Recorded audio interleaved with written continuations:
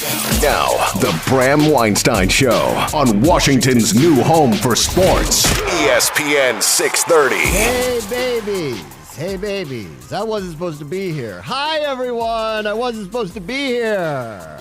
Thankfully, I'm a responsible worker bee and was watching the weather all day. It's the first time I've ever had to send you a text. Expect the show to start on time. Yeah.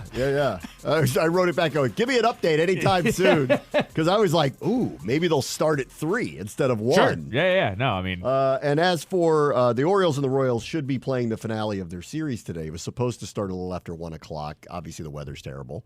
And the Orioles put out a we're delayed situation. We'll give you more information. That was 2 hours ago. 2 hours ago. With nothing else. If I have a ticket to that game, I'd like that information, please. Okay, so Orioles Twitter has been amazing today when it's come to this game. They have said, okay, this is the only time the Orioles are here, so they're probably going to try and wait things out. Yeah, they're going to try to get the game in. Right? Yeah. But they also said, because everyone knew it was going to rain today, it's the last game of a series, they're going to hit the road after this, but it's an afternoon game in April and it's raining. Who's going? Tickets are down to $4. Orioles fans are like, buy the tickets and then trade them in later. If they let you, because they've been kind of lax on how do you do that. So that's been the scuttlebutt of that. When first pitch is 9:12 tonight to get the game in. Correct, yeah. But if you remember, the Orioles were nice last year. Remember after like 2 hours, they said, you could leave and then trade it in later when we were like, duh, thank you guys. That's what you should do to your fans. Right. So that's what people are saying. Take advantage of the Orioles' kindness. Take advantage of them. And the new owner, he can't go turncoat in week 2. He can't do that. Right? Can't do that. Not this fast. No, not this fast. So when we get an update on when they're going to start, if they start, we will we'll let you know. And then if they start during this show, we'll send you to Camden Yards. Their Twitter account is on notification for me right now. So as soon as they say something, they're not saying anything though. None of their beat reporters are saying anything Everyone's either, quiet. which is weird. It's mafia which style. means, this is like, anyone who rides on airlines knows, this is the new thing. We have a delay, and then they just don't tell you how long or why. Leave you in the dark. At least with the baseball game today, we know why. It's raining. Right. Like with the airline, they're like, we have an issue and we're going to be delayed. And then everyone goes, why? And they go, none of your business. Yeah, the airline, it's folks, we don't have a delay, or we have a delay, and I don't have an update for you. Yeah. Really sorry about this. I like the groan, too. The giant cabin groan of, That's it's like, oh, God. Oh, because that's never 5 minutes. You always have to wait for the first person to pop off. Yeah. Just to be like, come on! Yeah. And then everyone starts. Well, I just think, just be upfront with us. What's going on? None of us are like, yeah, I know how to fix that, or are we going to get off this thing now? Do I need to make different plans? Can you just tell me? I'm stuck on this tube. I'm sitting next to people I don't want to sit next to already. It's a long flight. Anyway, good luck with the Orioles fans who are, you showed up at 1 o'clock today. Oh, man. This is one of those times where I wish they would let you leave the ballpark and come back. I'm not saying you need to ask. I don't need to, trade in my ticket at a later date, but at least let me leave. At least me go drink at Pickles instead. Yeah, just let me go drink at Pickles. That's it. Yeah. Just let me go drink at Pickles. So if we hear anything in the next 2 hours or they start, right. We'll send you there. That's right. Okay. Orioles lost last night, by the way. They did, they're a rubber match here They're today. in danger. The streak is in danger. Yeah, I'll get to this in a little bit. The Royals with the Chiefs may not have new stadiums, That's which right. is, to me, I don't care where the Royals will play somewhere. The Chiefs, though, that's an interesting one. Exactly. That's an interesting one. Let's get to the news, though, of the day, which was, is it a surprise that Stefon Diggs was traded? Not really to me. Maybe at this point, because we're in the cycle part where you would have thought this would have happened by now. All the trades kind of happened. But, we are before the draft. And the Bills did make this move. I felt like, okay, after last year when he had whatever he had with McDermott, remember he walked out of OTAs. Yeah, it was around this time last year. It was around this time. He little after the draft, yeah. Yeah, he walked out of OTAs. And then they lied about that he was there or wasn't there. And then they had to say he had a showdown with McDermott. And then everyone had to be like, it wasn't that big of a deal. Of course it was.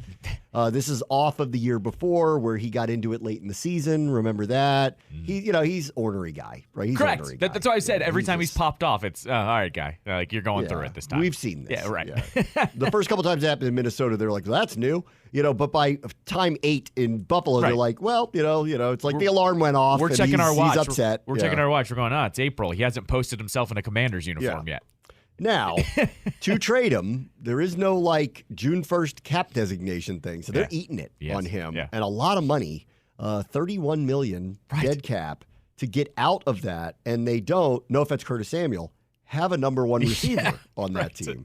Albeit, I will say this for Curtis Samuel. He's like a top 10 fantasy draft pick now. PPR machine is what he's about to become. He's obviously they're going to get more receivers because Gabe Davis is gone too. Yeah. Once they let Gabe Davis walk, I was are they going to re-sign Gabe Davis and then trade Diggs? And when they let Davis walk, I'm like, well, they'll just get through another year with Diggs. And it really, if you watch towards the end of the year, he wasn't even really the prominent targeted receiver anymore for them. Their offense had kind of shifted away from him being the prominent player. So they've moved on, but they're eating it when you have most teams don't eat it when they have the quarterback making that kind of money. They just try to get through. That's right. Especially when they don't have an obvious replacement and they haven't picked a receiver very high. So there's more to that one now, obviously. Albeit, though, I would go back to, is this really a surprise?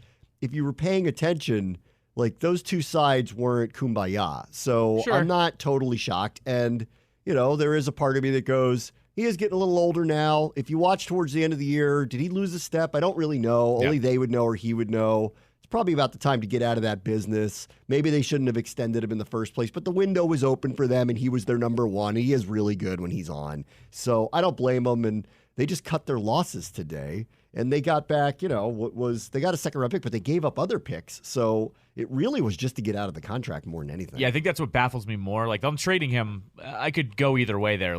I think Stefon Diggs and the Bills were a toxic relationship. They felt like they were going to break up and got back together, kumbaya for a little bit, then they're at each other's throats again. And then when crunch time happened, he was a good soldier for that team. He had 4 really good years there. He did. It's the dead money that I'm kind of hung up on. You just wanted to get out of this business to get out of it, and you have a huge cap hit when you're trying to make a run to the Super Bowl. Yeah. I think that's where I'm kind of baffled. This isn't the Cowboys who are hitting a soft reset button, essentially. This isn't. I'm going to get to that in a minute. I've had a thought about that, but I'll get to that in a minute. But it's just, I don't know, you're trying to compete here. It's funny to me, though, now, you're going to have the Chargers who kind of downplayed their wide receiver room. You have the Bills who downplayed their wide receiver room. Now, the Chargers did use a first-round pick on a receiver last year. Right. Which was the sign of Keenan Allen's time is numbered. Mike Williams got hurt, and they just decided, let's get out of this contract now, probably because they just don't trust he's going to be healthy more than anything. But they do have what they hope will be a number. They took one last year, so they do have. My guess too is the Bills now are going to take whoever the best wide receiver is on the board. Probably is what my guess is going to be. But not unlike tackle, there's a lot of good receivers coming out this year. What I'm getting at here is this is going to be the year of if you're an elite quarterback, you better prove it because Mahomes doesn't matter who he plays with, they produce, right? Allen and Herbert now are going to be under that same microscope of, here, we handed you the money. Yeah. Can you do the same things as that guy does? Because you're going to be throwing to a bunch of guys that no one's heard of unless you're a hardcore fan. But then, go look at the Chiefs. No, that's what I'm getting at. Go look at the Chiefs. Yeah. The Chiefs who have, for 2 years running, have either had really young receivers be primary targets, like Rashee Rice became that for them last year by the middle to late part of the year. The year before, it's MVS and Juju Smith-Schuster, and there's no crazy great receiver that's available. I have a little breaking Commanders news for you. Yeah. The numbers are out. Oh, okay. For all of the new players. Oh. Marcus Mariota. 0, right? 0. Yeah, he's wearing 0. I did not know that. I knew that. I'd heard that. Okay. He took 0. Mariota 0, McManus 3, Luvu is going to wear 4. Okay. Fowler Jr. 6, Chin 11. All these defensive guys took all the low numbers. Oh. Zacchaeus took 14, Driscoll 16. I'm looking through here. Farrell took 99, so if you want to change your Chase Young jerseys into Farrell jerseys, you could do that. Armstrong's rocking 92. I forgot they got him. They've signed so many people. You just said it. I'm like, oh, yeah, Cleveland Farrell. He's on the team. I forgot about that. Right? Eckler will be wearing 30. Shout out B. Mitch. Okay. He'll be wearing 30. Everyone else, pretty pedestrian. Anyway, sorry. Okay. I hadn't seen the Mariota 0 thing. Yeah. They had said, so I heard that like a week or two ago that he was going to take 0, which I wonder what the story will be behind that. I'm sure he's got a story. I was really hoping whoever the new quarterback was going to take 0 because I thought that would be badass. Yeah. Daniels. Yeah. But Daniels, which one does he want? 2? Well, it's Diami. What does he want? I wonder what he wants. Let's find out what you think wants. if he wants 2, they're not going to just make that happen? Yeah. Mm-hmm. Who's got good faith with this regime? None of them. Right. Nobody. Terry and John. Duran. That's it. All Anyways, right. So Buffalo, they're going, we got the quarterback. We'll go get receivers. Yep. The quarterback makes the receivers better, albeit I would still argue having a number 1 matters, and they don't have one right now. Except, if you buy, Curtis Samuel's going to have a massive year for them, but he's clearly going to be targeted a ton. Right. A ton. So he's going to be a fantasy winner for people next year. And I agree, like, the draft kind of screams they'll go start the clock over with a young receiver, probably. Right. Yeah, they'll most probably likely. go do Absolutely. that. At least somewhere. They're going to go do that. And there's actually a lot of really good speed threats coming out this year. The guy from South Carolina, the dude from Texas who broke the combine record. So there's major speed threat type receivers. And some of those carry over well in the NFL and some of them don't. But they scream first or second round pick will be a receiver. And they'll have a lot to choose from. There's a lot, maybe that's part of it too, that they looked at this and went, it's on and off with this guy. He is getting older. We'll get out of the contract now, eat it, and we'll start the clock over with a young receiver again. Yeah. So maybe that makes sense. And they can look at a team like Kansas City and go, and that's Mahomes, but they've done it without really. If you go look at their skill position set and you put that on any other team outside of Kelsey, you're not wowed by it. Right. You're not. Yeah. If you put that on any other team with any other quarterback, you'd go, very pedestrian. Really great tight end. And then everything else is, I don't know, man. How's that going to work out? Don't really like that. And then they used a high pick on Sky Moore the year before. He hasn't turned into a big stud for them. Yep. So, we'll see where they go. We'll see where Buffalo goes. As for Houston, I saw somebody tweet this, and I agree with this. This is the hope for us because they're going all in year 2 of a new regime with a quarterback who got out of the starting gates fast. Yep. Right, got out really fast. This is the fastest rebuild of all time. Really fast. I don't remember seeing anything like this. They tried to get Saquon Barkley. Yep. Hard. Tried to get him. Didn't. Went and got Joe Mixon. They were like, we're going to get a premier running back in here. Right. I think it would have been better with Barkley, but Mixon's very good. Yeah. Right. Different kind of running back, but very good. Great pro. Now they go and spend money on Diggs to add to receivers that were already pretty good, young, good receivers. So they've announced themselves, we're here, and we actually think we can compete. And with Buffalo doing this, and Kansas City, they haven't done anything in free agency. Everybody's chasing them. No one else has done anything nuts, really. Exactly. Baltimore's lost a few people. They haven't gained anybody. They haven't really gained anything. Houston's, I think, eyeing an opening. And this goes back to, if you have a really good quarterback on a rookie contract, you can do this. Yeah. This is where, and I'll get to Dallas in a minute, this is where you run into the rub in the modern NFL. If you have a quarterback that's really good and you have to pay him $50, $60 million a year, it limits all the other things you can do, but you're in a good spot if you pay the right one, i.e. Mahomes, Burrow, maybe Herbert, we'll see. Now with Harbaugh, we'll see. Or Allen, for that matter, where you're going to be good because they're so good, but you're telling them because of the cap, you have to make do with what we can do around you. Right. And that's just the way it's going to be.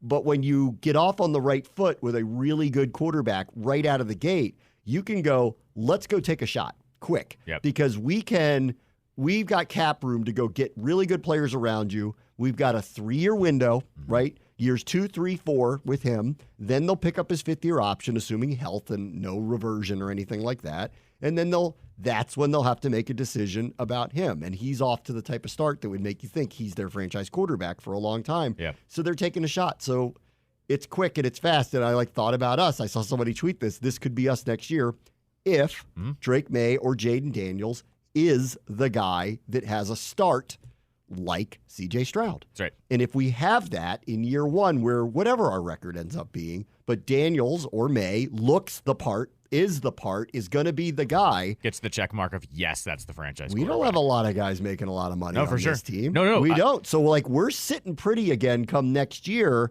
where they can go, all right, let's go get Devontae Adams and bring him in here. Sure. I've seen a lot of people go get Brandon Ayuk, go get somebody to go help this.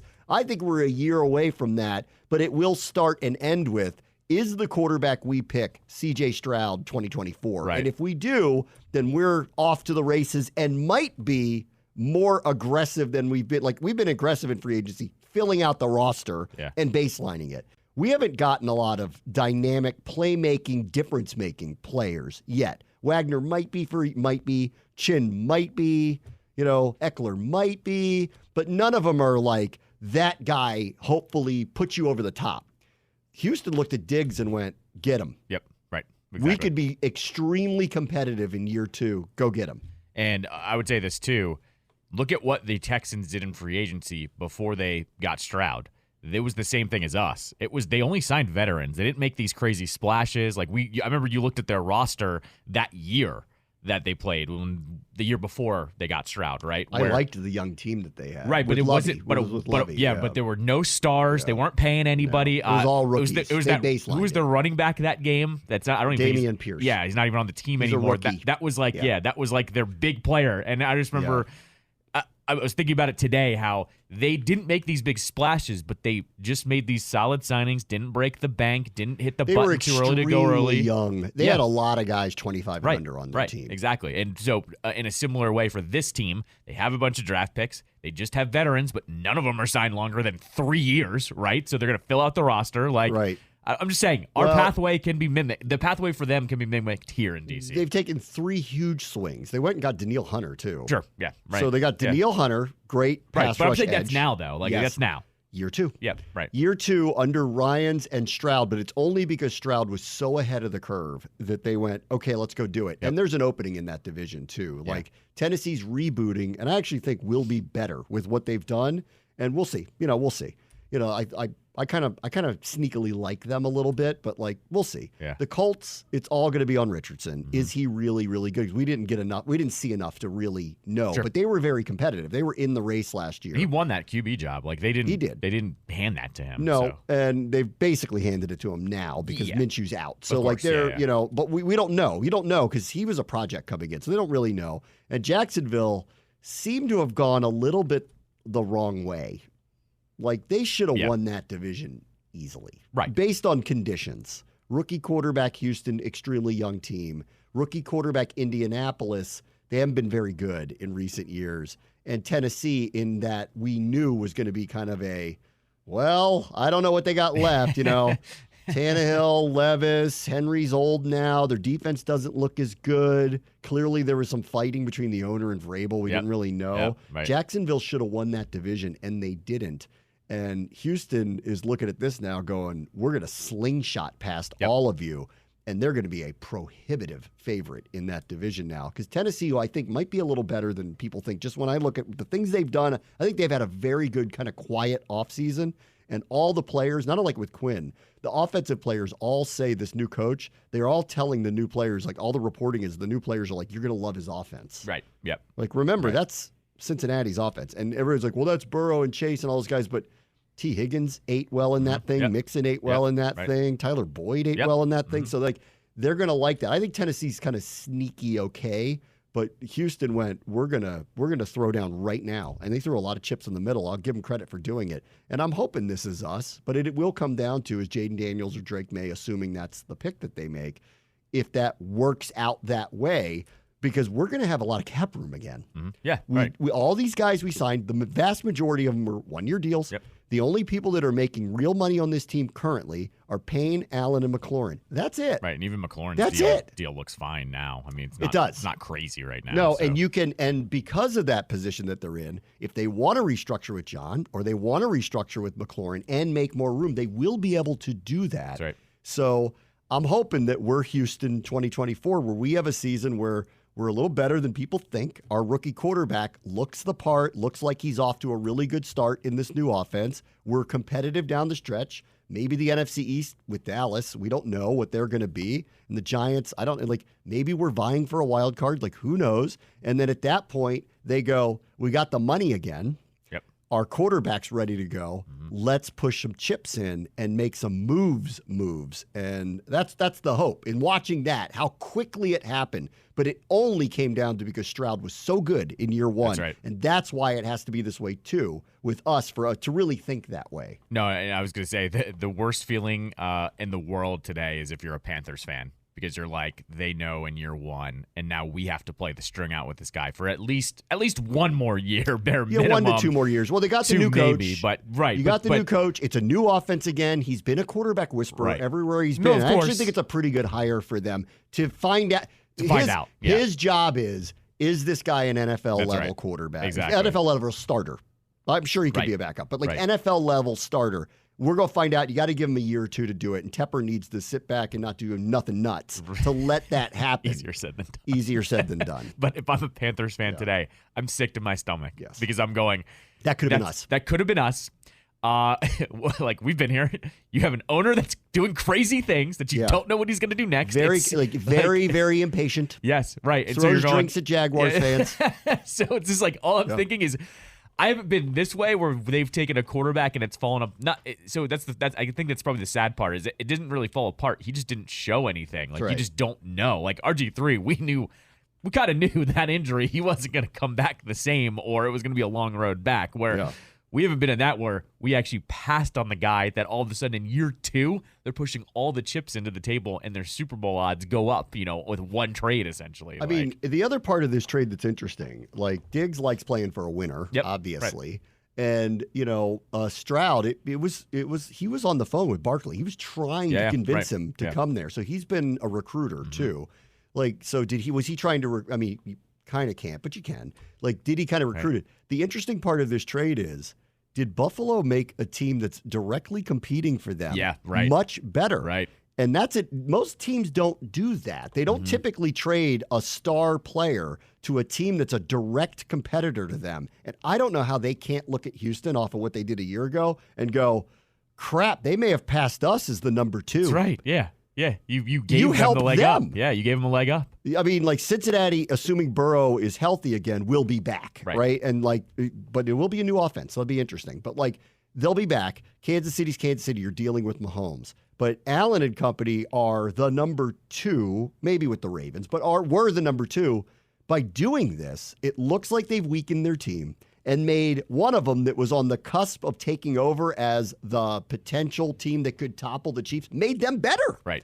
So that's unusual, too, that they helped them. If they had sent him to an NFC team and tried to help them out, I wouldn't have been as surprised as I am today because it feels like they ceded a little ground here by doing this, too. Well, it's also, it's not unlike how we were pissed at the Giants for doing what they did with Saquon so he could go sign with the Eagles, right? If you're the AFC contenders there, the Chiefs and the Ravens are like, guys, hey, we shut them down, but we don't know if we can shut them down with that guy now, taking them over the top, right? Because I think it was Mina Kimes who I saw was like, their wide receiver core is not only crazy in the top 3, but all 3 of them do different things at each level of the field, which makes them like one of the most dangerous trios in the league. They could be really good. Yeah. They went out of their way to keep the offensive coordinator. Remember, he was going through the hiring cycle. They could be really good. They got a hit on the defensive guy, Will Anderson. He's a stud. Yeah, no, he's awesome. A stud. They're very young over there, too. They went and bulked up with Daniil Hunter, so they have a real rush edge now.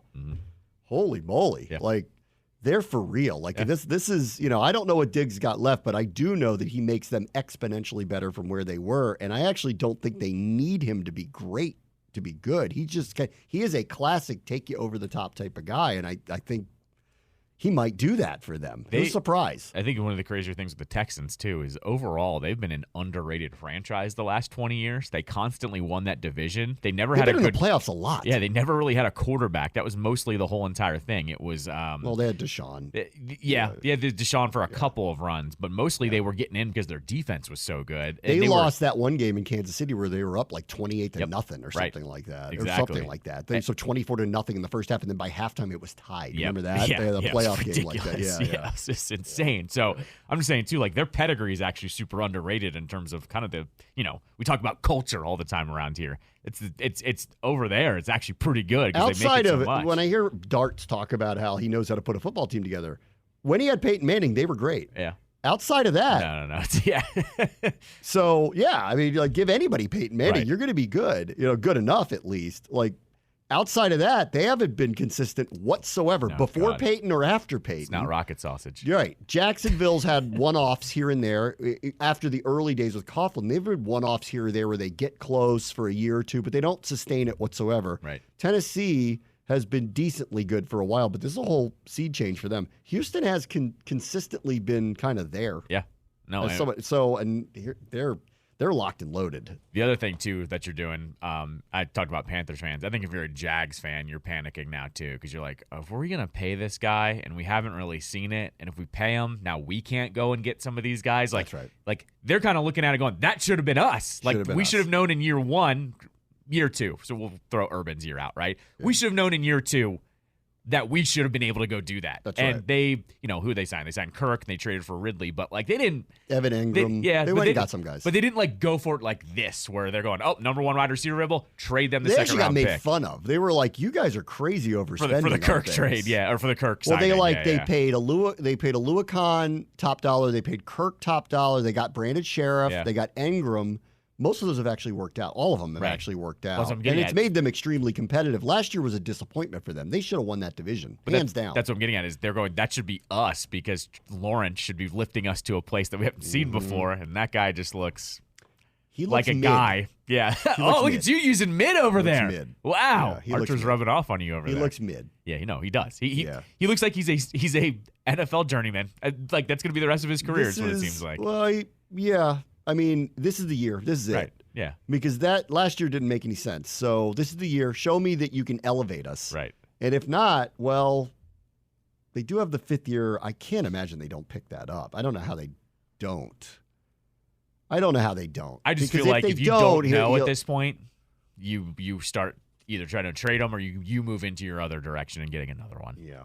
All right, let me take a quick break. I have a thought about what Dallas is doing because I was talking to somebody today, and it kind of off of this trade too, kind of piqued my interest about what's going on with them. Bram, watch the show, ESPN 630, Sports Capital. The Orioles are providing absolutely no information about when they might play today.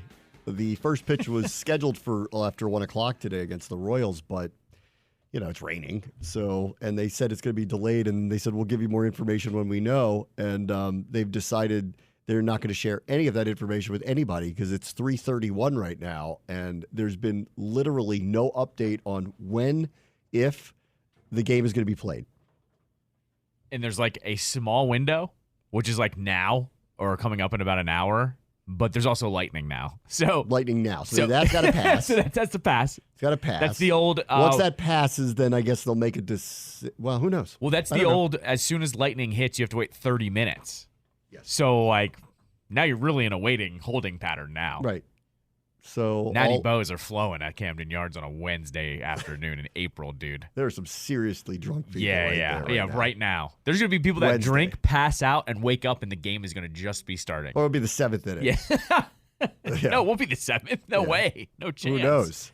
They're going to wake up and go, whoa, I was only out for 5 minutes. Yeah. I'm sure the teams are pumped about this, too. Oh, God. Real pumped. This early on, yeah. Yeah, pumped. Orioles don't have a long way to go. They're going to Pittsburgh. They have an off day tomorrow. So the Orioles, that doesn't matter. Orioles are fine. It's the Royals, I believe, that they have to play tomorrow? Probably stressed about it. Well, they probably have to travel is what I'm going to guess here. The Royals. Well, they got to go somewhere. They go back home, play tomorrow against the White Sox. That's what At they night? do. Yeah, 7:40. Okay. So they're trying to get this in. Yeah. They're trying to get this in. Yeah, and they actually started at home. So they had their home opener already. Oh, okay. All right. I don't feel bad for them then. All right. Let me 24 hours. Off of Stefon Diggs being traded today to Houston. I was thinking about. I was talking to somebody. I was thinking about Dallas because we were going through the whole why didn't they do anything with Dak? And I landed on. I think they're just going to play out the season with him, and I actually don't think it's the wrong thing to do because if you do extend him, you keep him at this $50 to $60 million rate. It's going to be limiting. It already is. Look what happened in free agency. They lost a lot of people. Would they have re-signed Biotish, Dorrance Armstrong, Michael Gallup, Tony Pollard? Would they have re-signed those guys, or would they have kept them? They couldn't. They had to make choices. They had to let people go. Their team started to get poached. A lot of free agents are gone. They didn't do anything in free agency because they have no cap room to spare. The easiest place to get the relief was to extend Dak. They chose not to do that. Yep. I don't think they're necessarily wrong, in doing this. I think they want to play it out one more year and start the clock over with somebody else if it doesn't go, the way that they hope. But they're going to have a weaker team, no doubt about it, going into next year. They have got big contracts in CeeDee Lamb and Micah Parsons coming up, and that's probably why they're thinking about how they're going to structure their roster long term, because Parsons, they're not going to let him go, and they got to give him probably the biggest contract to any defensive player ever. Probably. Right. Yep. Or something close to it. Right. Exactly. He probably will break a record. Yeah. I mean, so that's what they're thinking about. And then I was like talking about this, and I saw the Diggs trade, and I went, you think they're trying to trade him? Trade Dak? Well, either way, the wrinkle that's been thrown in is, even if they do let him go, they have all that dead money on the cap. The void years leave a bunch of dead money regardless. Doesn't matter. So it doesn't matter. Right. Like that part at this juncture doesn't matter. Yeah. Because if they wanted to get room to go in free agency, they had to do it preemptively. Right. They didn't. They didn't. So yeah. I read that as, okay, they are going to do, which is a tough decision, play it out for a year. Yeah. Right. But here we are, a couple weeks away from the draft. Teams like Minnesota and the Raiders specifically, who it's no secret would love to get a quarterback. And I'm sure they'd love to get up into the top 2 or 3, but they're not going to get number 1. Yeah. We don't think they're going to get number 2. I don't think they are, which means New England is the only team that they'd have to not love Drake May. Right. And the Raiders and the Vikings would have to love Drake May to want to do that. Yep. And then after that, it's decision time. Do you go up to Arizona to get McCarthy because you love him? Does one of them wait and go, let's see if we can land Penix, which I think is possible for either one of those teams. Penix is with the Raiders today. Granted, it's, I think that's visits are visits, but right. Again, but they have to do this, and I'm sitting there thinking, here's Minnesota who's been very, very, very, desperate. Went out of Ron at the club a couple years ago. Went out of their way to get a second first-round pick. It's not working out to do what they wanted to do with it, which is move up, at least at this point. There's still a few weeks, so who knows? Maybe New England goes... Once the writing's on the wall of 1 and 2 is, then New England has a choice to make. Yeah. Do we want the guy that's available at 3, or do we, rebuilding our roster, take the haul and give up on Drake May, or whatever it may be? Yeah. And so we'll have to see where they are on that. But if they're not going to do that, well, what does Minnesota do? And would they give up the second first-round pick to Dallas for Dak Prescott? And would Dallas be open to that? Because if they're already in this state where they're we're just kind of playing out the year with him, the dead money doesn't matter either way now. Yeah. It's up against their cap either way. They have Trey Lance on their roster. This would depend on how... That's the biggest question mark I've ever seen if they go with that route. But if they do get a second first-round pick... Right. Well, they clearly, like us, need a tackle now. They need offensive line help. They need other spots too, but then they need a quarterback, and maybe they're looking at someone like Penix if he were to land Bo Nix. I mean, right. Is that out of the realm? I don't think it is. No. And I've told you this before, and Not at all. I've said it. That team knows how to find talent. It's one of their best traits is that their rosters are constantly in compete now mode because they don't miss on the big picks most of the time. Right. So, at this point now, so I was thinking about this today, and I'm going, I wonder if they're quietly surveying the marketplace to see if there's a market for him, because there is only 1 year left. A team like Minnesota, who just got this giant hole in the cap because they let Cousins walk. They did. I mean, if they wanted him, they could have kept him. It sounds like the Cousins family was willing to talk to him, but they weren't willing to meet his demands. So they've got this giant hole. They don't have a lot of people making a lot of money outside of Jefferson, who's going to get a big money contract soon. I can only imagine he's not pleased with what's going on right now. He can't think he's on a team that's on the upward trajectory, that they need to go get a quarterback. I don't know. I wonder if Dallas is actually kind of quietly under the radar, surveying the market. They're not going to do a Fields thing. They ain't giving him away. That's not happening. Right.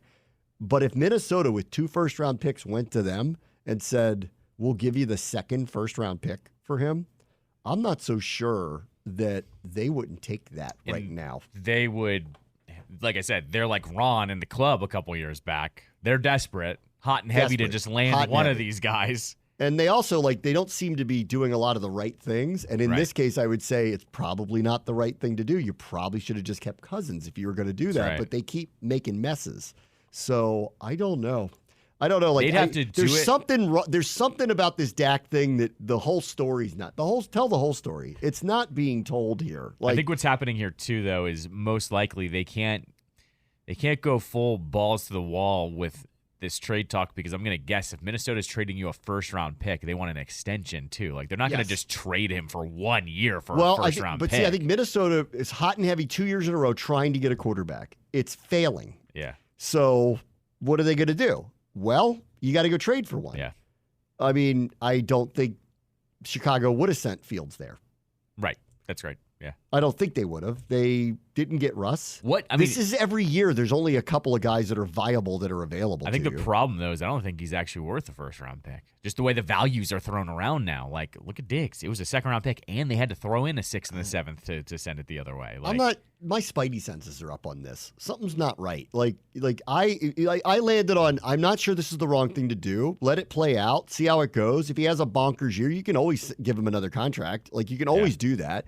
And if he doesn't, well, guess what? He's a free agent, and you can start the process over with somebody else, but you have to go find another quarterback, and maybe that's Trey Lance, and maybe that isn't. The truth will be told if they draft somebody, which they don't normally do, especially high. So if they're the ones that suddenly take Bo Nix or something like that, they're basically telling you what they're doing. But if they were willing to go and do that anyway, well, maybe they're willing to trade him now. So I don't know. They're interesting. I don't think that they would, unlike the Bears, put it out there that they're willing to do that. But I do think that I bet they're open for business, and I bet they're watching these two specific desperate teams, like Minnesota and the Raiders, who really want to move up, but are finding the teams that are up there don't want to trade out. And I wonder if there is an overpay to go get him because it's an answer for them. And I don't know. I wonder. I got a funny feeling about it. I wonder this too, because I'm just looking at how the quarterback market was this offseason. Russ signed for nothing, right? Fields was traded for basically a trade up, right? Yes. Howell, the same thing. Mm-hmm. I'm not saying Dak is any of those guys. Dak is better than everyone that I just named. But I wonder if there's a little NBA-ish feel on Dak's contract to say, yeah, I'm going to pay him $60 million this year and then $40 million next year for literally nothing. I wonder if Dallas is almost just looking for a taker to say, we need to open up this cap space next year. Yeah. And almost have we'll give you Dak in a 5th-round pick if you just take it off of our hands. I think that could be on the table too. That's way tinfoil hat theory, but cap space is now gold. Something's not right here. Right. Something's not right here. And they didn't extend him because they didn't want to. Mm-hmm. And everyone's going, well, they're just going to make him play it out. And I'm like, I actually think that's the right strategy in this particular case. You can't in perpetuity give him $50-60 million a year if you don't think he's going to be the guy to take you over the hump. Right. I don't think they have anybody better than him by far. But what we don't know is what they really feel about Trey Lance. That's what we don't know. Right. Exactly. Do they think that they could have a similar outcome with him as the quarterback next year and get out of the Dak business now? And there are, as there always are every year, a couple of desperate teams, and we're looking at them because they're not going to get what they want. We're not trading the number 2 overall pick. They both want Jaden Daniels. They're not going to get him. So is New England going to play ball with them? If they're not, well, they're going to strike out on all the guys that they want, and maybe one of them maneuvers to get Penix because they actually really like him. Or, well, you can have Darnold and Minshew if you really want that and kick the can down the road again, but you know what the score is going to be. I like Minshew. I think he's okay. But in a division with Herbert and Mahomes, good luck with that. Yeah, right, exactly. Good luck with that. Yeah. So, I don't know. I'm watching you, Jair. I think Jair. I ain't got the patience to jack with you. I think Jair. And then remember, at the end of last year, remember all the back and forth with the family members? Right. Yeah. That stuff's real. Yeah. And I know that some of it's emotional because they went out of the playoffs in just a flaming dumpster fire way that was amazing. That's right. Even more so in their fashion. I've never enjoyed a playoff game of other teams more than that. Right. Watching them get roasted like that, play after play after play, was one of the funniest things I've ever seen. And then all the family members were going at each other. Remember, Right. the Diggs family was saying stuff. And Micah's brother or whatever, and then Dak's brothers coming to his defense. And I wonder. I'm watching this one. I bet Jerry would get out of the business if he gets the right trade to do it now. Yeah. All right, we'll take a quick break. Bram, what's the show? ESPN 630 Sports Capital. You know, I thought I was going to have a short work day. This is very annoying. It's really annoying. All right, we'll see if the Orioles play or not. You did speak. You might be manifesting something into existence. They have to, if they don't get it done today, they need to work on a mutual day off. Well, you were looking for that hookie day. That wasn't on the schedule. So I'm just saying. Maybe 3 o'clock in August at some point. Could be. Or remember, I think last year, didn't you come from training camp to I did. the last one? Yeah. So Yeah. Good luck with that one if that happens. Orioles and Royals remain in a rain delay that has now lasted 2 hours and 30 minutes, and the Orioles have not said a word about when and if they're going to actually play today, which says to me they want to get this in. Yeah. So we'll see. Say a word. Sleeping with the fishes over there. Yeah. Say something. Don't say nothing. Yeah, that's right. Shut your Twitter off, Schefter. Yeah. Don't tell nobody nothing.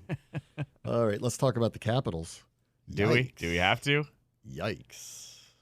So they played they got whooped last night. That one took a hit to the old playoff meter, to the old what is this team built on? Yeah, what was that about? Who are you guys? Because they've had games where they've gotten boat raced. Fine. They lose, though, to teams like Toronto, who can skate Edmonton, that skate circles around them. Right. To only be down a goal against Buffalo, 3-2, heading into the third period, you're thinking, all right, fine, it's in striking distance. They're hanging there, right. Yeah. Just 3 get to goals. overtime. Just get to overtime. 3 goals in like 4 minutes to start the period off. And it was really bad. They got a power play in like the first minute. They did nothing with it. Got a call on their side, and Buffalo scored immediately. So you're good segue here. I don't like to call out players often here, but I think it's fine. He's on a 1-year deal. He doesn't know who I am. Max Pacioretty got to be scratched. Oh, no. He's got to be out of the lineup.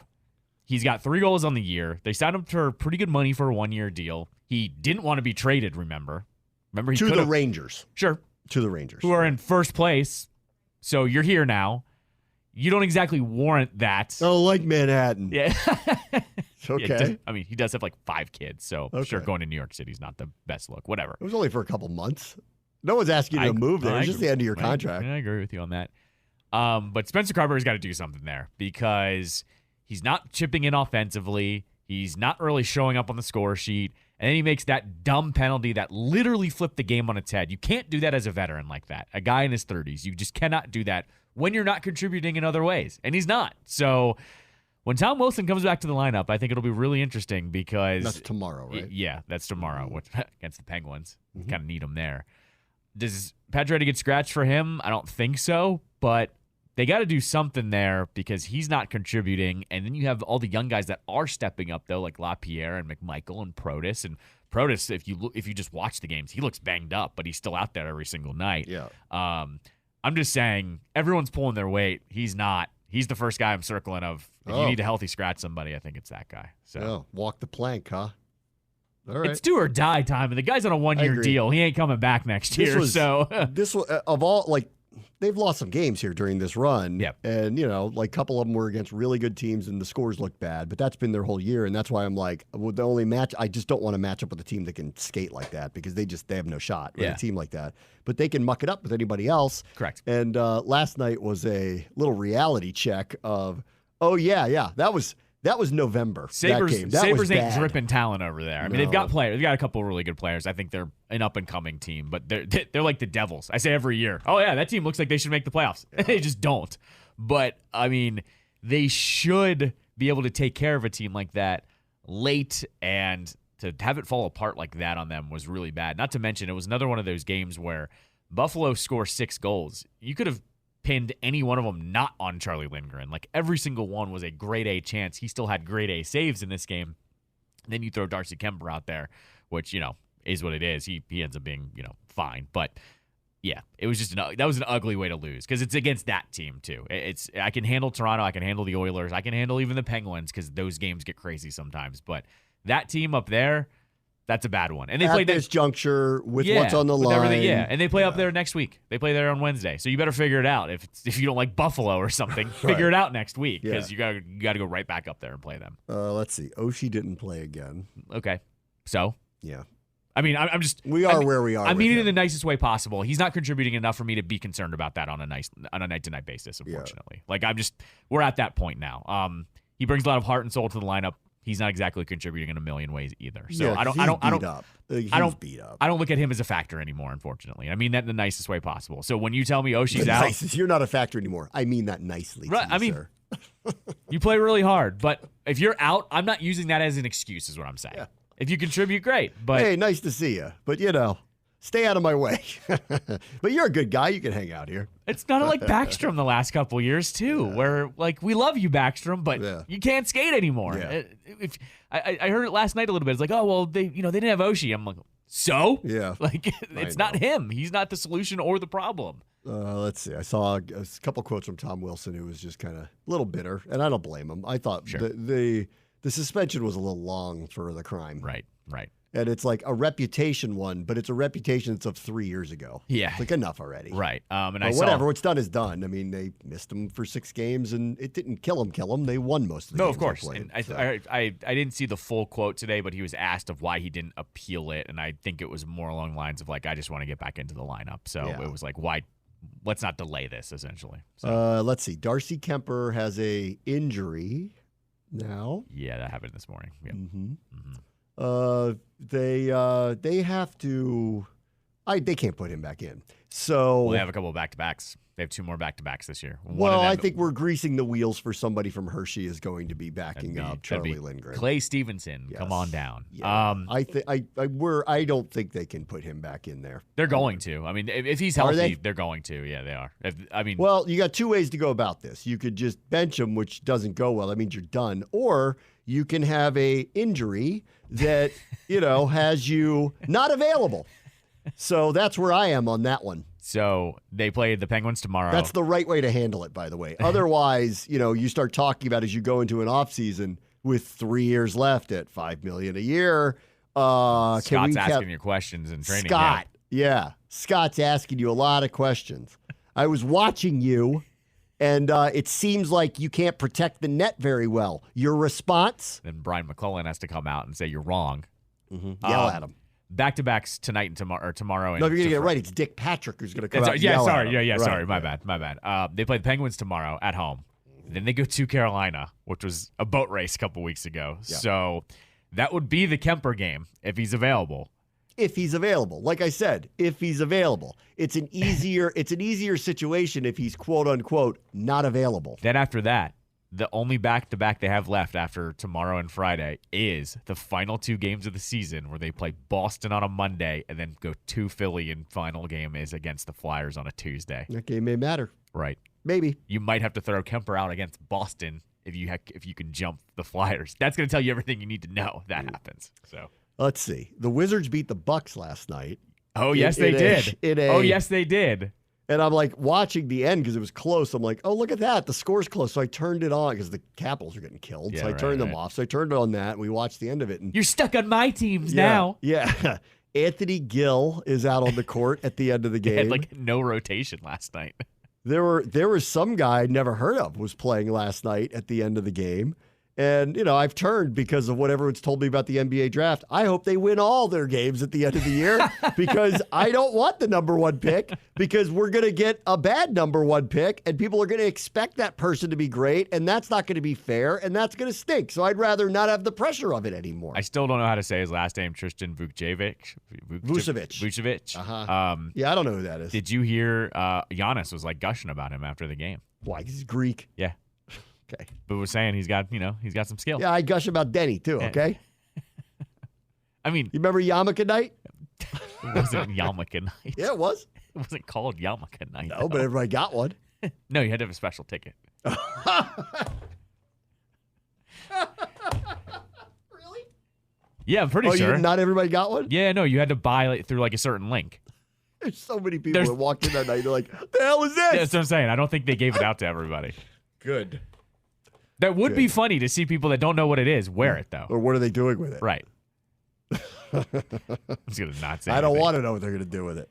Anyway, I'm glad they won. Now I've turned. I want them to win now. Now that I know that the draft is as poor as it is, I don't want them with the number 1 pick anymore because I just don't think that's not going to go well. My takeaway from that game, Doc Rivers, you stink. Yeah. How do you not beat that team? I don't know. Even without Dame. I don't know. It's a fair question. You let How you were how'd you lose? Your leading scorers last night were Kispert, Avdia, Poole, and Gill. How much did Gill have? 12. Wow. Okay, good. Good for him. Everybody loves that guy. Jared Butler had 17. My bad. He had 17. Okay. That'd be your top 5. All right. Go Wiz. Go win them all. Go beat the Lakers tonight. Go do it. Plus 13. Easy. Tonight? No. Plus 13? Last night. Oh, yeah. What's tonight? Good question on tonight. You'll hear that in my show most likely because there's if you have a show. Well, that's up to the Orioles. Maybe they'll tell you. Maybe they won't. There's a sweet spot with the Wizards I found now though. When they get really high like that, they don't get blown out. But when it's low against like the Heat, they do get blown out. For some reason, you have to found the trend. So tonight, 12.5. It's a lot of points. It's a lot of points. Second half of back-to-back, though. You kind of just stay away from those games in general. Uh-huh. Because most likely they partied last night after beating the Bucks. You think? They party when Why they else lose? do they What's the party? difference? They party every night. They don't care. True. All right, let me take a quick break. Bram, what's the show? ESPN 630, Sports Capital. We have our first alt take on the Texans getting Stefon Diggs and how this makes them better from the Action Network, because I thought, well, this makes them better. And their headline is, Texans acquire Stefon Diggs. It's time to sell their betting stock. Oh, okay. Because they don't think they got significantly better. Is that why? They think they got bamboozled on some of these deals. So here's what they write. Okay, I'll hear them out, and there's a lot of stats I won't read because it's that deep dive DVOA and all that stuff that I can't explain. But he goes on, they say this. Is Diggs still the star receiver Houston hopes it's getting? The first question is whether Diggs is a star receiver. Buffalo surely doesn't think so. I think there might be other things going on there too, obviously. Because the 2 additional draft picks Buffalo threw into the trade shouldn't be ignored. Modern trade charts like the Fitzgerald-Spielberger suggest that the difference in value between a 5th and a 6th versus a future 2nd is minimal, effectively less than the value of any one pick. That's just what Buffalo gained in this deal. An argument was this is a salary cap dump. I agree. Diggs is going to be 31 in November. Mm-hmm. He is signed for 4 more years at $75 million. Half of it is guaranteed. Diggs' numbers from the back half of last season paint a very grim and worrisome picture. Over the first half of the season, he was as good as any receiver in the league, racked up 70 catches, 834 yards, 7 touchdowns, a bunch of different averages, and offensive player of the year, potential. Right. But Diggs cratered over the final 8 games. He caught 37 of 63 targets for 349 yards, 1 score, and a bunch of numbers that are not good. He did not have 100 yards in a game from October 15th forward, and he didn't do anything of note in the 2 playoff games, just 73 yards combined. Per Aaron Schatz, Diggs had a very bad DVOA, etc. He goes, you don't need to know exactly what these metrics measure to understand the drop-off that the front office clearly saw. So was he injured? Was it something else going on there? Yeah. Is there personal problems? Whatever. But they just go on to say it should be worrisome to the Texans that there was a very similar trend in 2022 with Diggs. Through 9 games, 72 catches, 985 yards, 7 scores. Over the back half of the season, it dropped significantly from 8 to 5 catches per game and from 109 to 63 yards, and then sputtered out in 2 playoff games. Could be a fluke, and it could be a pattern. So they're saying he can't make it through a whole season anymore. They're saying back half of the season, 2 years in a row, Diggs' numbers completely fall off from where they were. Remember, though, the discourse going into the second half. Remember, it was because Josh Allen's making dumb decisions, take the ball out of his hands. So they started to be a little more conservative. They ran the ball a lot more. Right. They had a running game for the first time. Like, James Cook's pretty good. Right. They had a run game for the first time. So I would make that argument, first off. I'm not saying they're totally wrong. I also think, though, we've seen this with Diggs. He's a streaky player and lets his emotions get the best of him sometimes. And I think this one is kind of the hockey trade. This is the Texans hoping, we're trading for you. Let's make sure your energy is up from here on out because the change of scenery could do you a bunch of good. I think this is them doing the hockey trade. We're hoping that a change of scenery basically gets him back to what they think he can be. Top 3 receivers in Buffalo right now, Khalil Shakir, Curtis Samuel, Mac Hollins. Yeah. They do have two very good tight ends, Dalton Kincaid, Dawson Knox. Right. And James Cook has turned into a good enough running back for them. Sure. However, if they don't have that deep passing game with Gabe Davis and Stefon Diggs, that's going to be interesting to see how that's handled by defenses if Cook is going to find those running lanes maybe not so open. That's right. Let's see. And then they also did a lot of other things on defense. Tre'Davious White's gone, Jordan Poyer, Micah Hyde. So they're resetting pretty hard here. But they go on to kind of their summary of it was, it's notable how easily Buffalo was willing to sell a supposed franchise receiver to a rising contender within the conference and leave its wide receiver room barren. That's what they thought of him. I agree with that. Like, there was part of me that goes, wow, they sent him to them? Right. You're ceding ground here. They're making them better. But maybe Buffalo doesn't see it that way. Yeah. Maybe Buffalo sees it as we're saddling you with diminished returns of a receiver because he's going to make a lot of money and there's no way to get out of it. Right. Let's see. So then they turn to, is it time now to invest in the Texans' future because of the moves that they made specifically with Diggs? And he said, obviously Houston doesn't believe Diggs is badly in decline, nor are the Texans overly worried that he just pouted his way out of a second team. Houston believes that as a superstar young quarterback on a rookie deal, they're going all in, and it's hard not to get excited about the names that are on their roster. They added Joe Mixon at running back. They got Danielle Hunter, Danico Autry. They added Azeez Al-Shaair at linebacker. Now they get Diggs too. They were rumored for Keenan Allen. Remember, they were trying to get Saquon. So they're pushing the chips in. But the Action Network says this. But will these moves seriously move the needle? Mixon's fine. He ranked 33rd among running backs by PFF grade and had a career 4.1 yards per carry, career low for an elite offense with a passing game. That said, Burrow got hurt. So I want to be like, that changes things a little bit here. Anyway, Hunter and Autry are exciting, but simply take the place of the departed Jonathan Grenard, Malik Collins, and Sheldon Rankins for what was already a good defensive line. Al-Shaair is a nice addition, but the linebackers are still subpar. This is not a championship-level defense by any stretch, and for all the excitement about the offense, the O-line still needs a ton of work. They badly struggled to run the ball through the years, although Laramie Tunsil is, a Pro Bowl player. Yeah. Then they go on to say this. There's an underlying interesting coaching question that's about to get more interesting. Not many people gave the Texans much attention for much of the season, so it's excusable if you missed that their offensive coordinator, Bobby Slowick, repeatedly buried the team early in games on early downs with wildly overcommitting to the run. They ranked 25th in early pass down frequency last season to rank in the bottom quarter of the league. That mark needs to go way up, like in the top quarter with Stroud throwing to Diggs, Nico Collins, and Tank Dell. In theory, Diggs is a perfect complement, and it should be a good problem for that. But they go on to say Diggs is expensive and old, so is Danielle Hunter. These guys were arguably at their peak 2 teams ago when they both played in Minnesota. But Houston has a 3-year window with the dirt cheap franchise quarterback, and the Texans are investing short term. So should you buy their stock?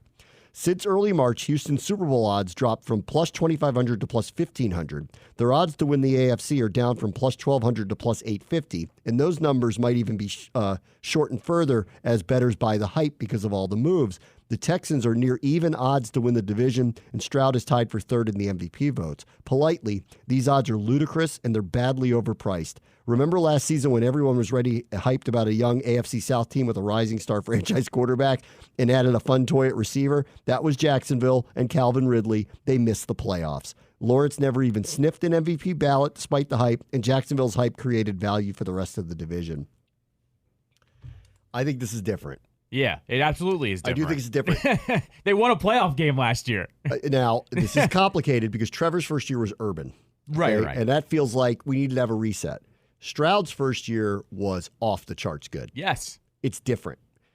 Trevor's second year with Dougie P was good, but it wasn't that, actually. No, it was very good, but it wasn't that. Yeah. His third year was a drop-off. Their argument is there will be a drop-off here, too. I don't know about that. I don't know about that either. I don't know about that. Stroud was so shot out of a cannon that I buy he's going to be a very, very, very good quarterback. Lawrence, I'm with you. We'll see. Yeah. I think it's there, and I think there's a possibility of it, but he hasn't shown it yet. And the other part with Stroud is, who did they beat in the playoffs? They beat the Browns, but they dismantled that defense. Yes. That defense is the one that carried the Browns. It wasn't the Flacco part of the offense. It was that defense was the best defense in the entire league. And they made them look silly in that playoff game. Like, I don't know. I feel like you at least had to give them credit for dismantling the Browns defense like it was an easy thing. That game was over in the third quarter. Now, granted, Flacco threw, 2 pick sixes, I think, in that Yes. game. But either way. And even the one where they had D'Amico Ryans mic'd up telling the linebacker, go stand over there, you're going to get a pick six. Right. Which was amazing. But what I'm getting at there, though, is you have to give them credit for dismantling the Browns. It wasn't like the Browns were this also-ran wild card team. They were a legitimate team going into that game. This is totally different. I don't think you can compare them to the Jaguars. This is completely different, and Stroud is going to get better, right? Is that a crazy thing to say? So. Like, is that a crazy thing to say that a young quarterback is going to get better in year 2? I don't think so. I don't think so either. Now, I'm with you. If you want to argue about the value, fine, argue about the value. But to say that they're just not worth it, I'm not buying that. I'm not picking up what that guy's putting down. But to the point of, and for this discussion, plus 2,500 to plus 850, I agree. That's ludicrous now. Yeah, sure. I agree with that. I'll agree with you on but that. like they're the favorite in their division. Yeah, I think so. Right. Could Stroud be in an MVP conversation? Yeah. Yes. He definitely could 100%. be. And if they're going to win their division, that means they're in the playoffs. So like this isn't Jacksonville who didn't make the playoffs because they didn't win the division. That's right. Right? And then I look around the AFC and I go, all right, well, if it's not them, then who is it? But for a Super Bowl odds, you have to take everybody into account. And like, do I think they're better than San Francisco? No, I don't. Do I think they're better than Philly? I'm not sure. Are they better than Detroit? I'm not sure. Right. Green Bay now, the way they're going, what the Bears will be next year, I don't really know. Dallas, for that matter, I'm not really sure. But just in the AFC alone, well, let's just look at what it looks like now. Buffalo is resetting hard. So they still have Allen, which means they're still going to be good. But they're resetting hard. And if you look at their roster, they're going to be relying on a lot of young players you don't know, living up to a standard that they've had for the last 3-4 years. And that's an unknown. And they're in a hard division because Rodgers, we assume, will be back. We assume will be engaged. They went and got Mike Williams. They had a championship caliber defense a year ago. So this is a reboot for them. If Rodgers is back, is healthy, is playing like he did a couple of years ago in Green Bay, the Jets should be considerably better. They're not to be trusted, obviously, but they should be better. Miami also had what I thought was interestingly kind of a reset, specifically on defense. They let a lot of guys go. Right. A lot. So is their defense going to be good enough? I don't know. They did nearly score 500 points last year. Right. That's a lot. Okay, that's a lot. And if Buffalo's weaker, then they're going to be the team to chase. New England, I think right now, you can't project them to be good again. Yep. Not yet. Baltimore, they've lost a couple people, but they're bringing back the majority of the same team. They look formidable. They also always... their staff is very different, so that's going to be interesting. But like they look formidable. And in the Houston-Baltimore conversation, I'd take Baltimore all day because they kind of been there, done that too many times. They also are one of those teams that the second they see a hole, they fill it. And they don't just fill it with a guy. They usually go and get somebody, the best veteran on the market, make a small trade. Like they are... Derrick Henry's going to win them a couple games this year. Correct. That's going to happen. Yeah, for sure. Cleveland is still really good. Their defense is still really good. Right. That's all about Deshaun, obviously. Yep. Pittsburgh's going to be better, clearly. I don't know about Super Bowl, but better. And it will be largely dependent on Russ or Fields, right, being good. But it's better than what they were at that position. And the Bengals have Burrow back and healthy, and they'll be formidable again. So while the AFC South feels like ripe for them to take, with Mahomes as a given, with the Chargers as an unknown with Harbaugh, for sure, with the Raiders being better, but without a quarterback I won't buy seriously to win that division, so that kind of mitigates them. But they won 9 games last year. They with a coaching change, all that's and no quarterback. They won 9 games last year. Like, who knows, right? Who knows? And they got Christian Wilkins to go at that defense. That defense really turned a corner.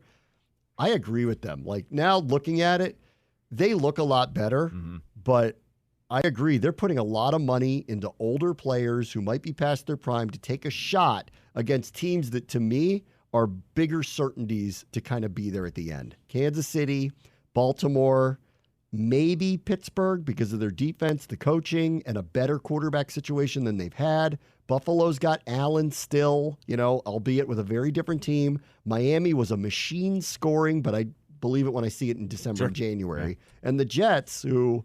don't laugh. I mean, like, we don't know what we don't know about them. Yeah, what's Rodgers going to look like? Sure. Yeah. I don't know. We don't know. Yeah, we don't know what he's going to look like. I mean, he said he was fine 3 weeks after he had his Achilles tear. That's right. He may have created some new medicinal remedy that's going to change the world. Maybe he's AI. I don't know. We're going to find out. We don't Ayahuasca know. in the huddle. Who knows? Whole offensive line's puking. How are you going to block that? I mean, he's a distraction though. So it's so hard to. It's hard to know. It's hard to know. No, but I actually agree with the Super Bowl odds feel actually out of whack. I agree. They're trying to capitalize on that right now. Of all the people they've made all these moves. Yeah. You like Stroud. They went and got Diggs. Be a sucker. Yeah. Be a sucker because who still plays in the AFC? The Chiefs. Like they're just trying to cash in on that. Right. And we didn't see anything of Richardson yet. What if he's Stroud next year? That's right. Right. Exactly. You don't know. You don't actually really know with him. Yeah. So I actually agree with that summation. Calm down. The Texans are not the favorites to win anything at this point. This is always fun because this is still in the works. The 33rd team, who I love their material, they have revisited the Deshaun Watson trade once again. Oh, uh-huh. Okay, so the Browns received Deshaun Watson and a 2024 six-round pick. Yeah. Here's what the Texans have settled out, and it's still settling, by the way. They got Kenyon Green in 2022 with the first-round pick, 2022 fourth-round pick that became Dameon Pierce, a 2023 first-round pick that became Will Anderson via the trade, 2023 third-round pick that became Tank Dell. The 2024 first-round pick, that was traded to Minnesota for 2 second-round picks and 1 Minnesota second-round pick traded. One of those picks was traded for Stefon Diggs. So they actually didn't dip into their actual draft capital. That became Diggs. They also have a 2024 sixth and a 2025 fifth off of that trade. That's insane, by the way. That is a lot. I didn't realize how much Minnesota gave up for that first-round pick. And they also have a 2024 fourth-round pick ready to go, This too. is what goes back to what I said about Minnesota. They're desperate. They're doing some things. Like, are they calling Dallas about Dak? Like, who knows? Who knows with them? They want a quarterback bad. Yeah. So, I mean, the fact that they turned that first-round pick into basically Stefon Diggs, a second, a sixth, and a fifth, that's ridiculous. That's ridiculous. It is ridiculous. Today was the first day that players who returned to Ashburn spoke to the media. I think there was a select few of them. Terry McLaurin did, Deron Payne did, Tress Way did. I saw Sam Cosmi did. I think there might have been others, but those are the 4. And I thought it was interesting that those 4 talked first because they're the carryovers. That's right. Yep. So I wanted to hear what they had to say about all of this. Payne described this as a whole new world walking in there and actually said something to the effect of it was a breath of fresh air and it was needed. I mean, obviously last year was very difficult on so many levels. Like there was so much uncertainty and then everything went so sideways and they needed all of this. So that was his takeaway line. Cosmi, who knew this, I actually talked to him in locker room cleanout day. I'm like, what do you think this team's going to look like in the spring? And he's like, I have no idea. And he goes, we walked in and it's all whole new world. Yeah, it's all whole new world. roster, yeah. Tress Way said he texted Dan Quinn after he got the job, and then Dan Quinn invited him to come meet with him. And he said they spoke for 20 minutes, and he said 3 of it was about football, and the other 17 was about everything else. There you go. So that falls in line with what we've heard about him, where he's going to be like, I'm going to get to know you. Yeah. I'm that kind of guy. And that's what you hear from all the players. They all say this. It isn't just that, he makes it fun and he's very player friendly and they like his schemes and it's fun to play for, but that he actually truly, genuinely tries to figure out who you are and cares. The Quinn, the way thing with Quinn on treating it like high school too, I think was like a great story too. Did you see that? About he told all the veterans to stand up that have been on the team. He told them all to stand up and like look around. He goes, find new seats. Sit next to people you don't know. Yeah. Like just little things like that help shape a team's culture. I mean, Ron left a couple of gifts for us, a couple. And one of them was what he did with the roster, even if it wasn't done necessarily purposefully looking ahead to what the future would be, because I think he genuinely at this time last year thought he would continue to be coaching this team beyond this, into this season.